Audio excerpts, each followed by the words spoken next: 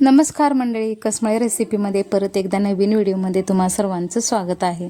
आज खूप दिवसांनी योग आला, ज्या क्षणाची मी आतुरतेने वाट पाहत होते। शेवटी तो क्षण आज मी स्वतः अनुभवला। हा एक योगायोगच आहे। एका कार्यक्रमानिमित्त मी गावाकडे जाण्यासाठी आले होते। विशेषतः कार्यक्रम 2 दिवसानंतरच असतानाच मी अगोदर आले होते, कारण खूप खास आहे। कारण मला माझ्या भाच्याच्या वसतिगृह भेट द्यायची होती व तेथील सर्व व्यवस्थापन मला पाहायचं होतं। ते मी स्वतः अनुभवलं।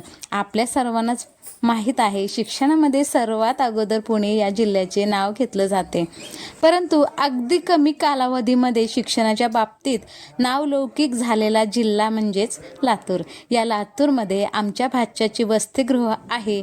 त्या वसतिगृहामध्ये मी अनुभवलेला क्षण आज तुम्हाला या व्हिडिओच्या माध्यमातून सांगणार आहे। त्या वसतिगृहाचे नाव ज्ञानतीर्थ निवासी मुलांचे वसतिगृह असे असून तेथील अनुभव मी तुम्हाला थोडक्यात सांगते।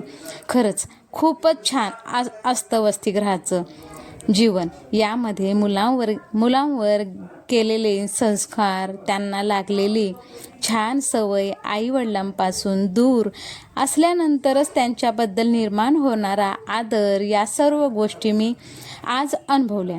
त्यातूनच तुम्हाला मी याबद्दल माहिती देणार आहे। तेथे आलेला प्रत्येक मुलगा आयुष्यामध्ये चांगल्या प्रकारे ज्ञान घेऊन भरारी घेत असल्याचे माझ्या लक्षात आले। हा अनुभव माझ्यासाठी खूप प्रेरणादायी होता। असा अनुभव तुम्ही सुद्धा नक्की अनुभवावा असं मला वाटते व तुमच्या मुलींना सुद्धा अशा प्रकारचे अनुभव अनुभवण्यासाठी त्यांना या वसतिगृहामध्ये घेऊन जावे अशी माझी कळकळीची विनंती आहे। बरं, त्या वसतिगृहाचे तुम्हाला व्यवस्थापन जर माहिती करून घ्यायची असेल आणि कुठे यायचं असेल तर सांगते ना। वसतिगृहाचे चालक व्यवस्थापक आहेत, त्यांचं बरोबर आमची तर त्याचबरोबर आमची ननंदबाई, नंदवा हे सर्वजण वसतिगृहाचे चालक व्यवस्थापक आहेत।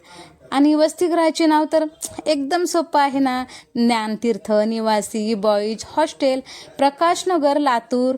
आणि पिनकोड सांगू का? 413512। तुम्ही या वसतिगृहाला नक्कीच भेट द्या। आणि जसा सूर्य निघतो तसाच मावळसुद्धा असतो। त्यांचा अभ्यासक्रम नेमानुसारच घेतला जातो। आता हे मुलं अभ्यास करायला बसलेले आहे। जेवणाचा टायमिंग त्यांचा ठरलेला असतो, झोपेचा टायमिंगसुद्धा ठरलेला असतो। आणि त्यानंतर मुलं माझ्याजवळ येऊन मस्त फोटोशूट करण्यासाठी, व्हिडिओ शूट करण्यासाठी मस्त असं सगळेजण माझ्यासोबत एन्जॉय केलेले होते। आमची ननंदबाई आहे, मी भाकरी करत आहे आणि माझी वहिनीसुद्धा मला भेटायला आलेली होती। त्या लातूरमध्येच राहतात। आणि सगळा स्वयंपाक झाल्याच्या नंतर आमच्या सगळ्यांच्या गप्पा गोष्टी झाल्या आणि भेटणं झालं, एन्जॉयमेंट झाली मस्तपैकी। आम्ही फोटोसुद्धा भरपूर असे फोटोशूट केलं होतं आणि सगळे मुलं जेवायला सुद्धा बसली होती। अशी अंगत पंगत आणि रंगत खूपच कमी बघायला मिळते। नक्कीच भेट द्या।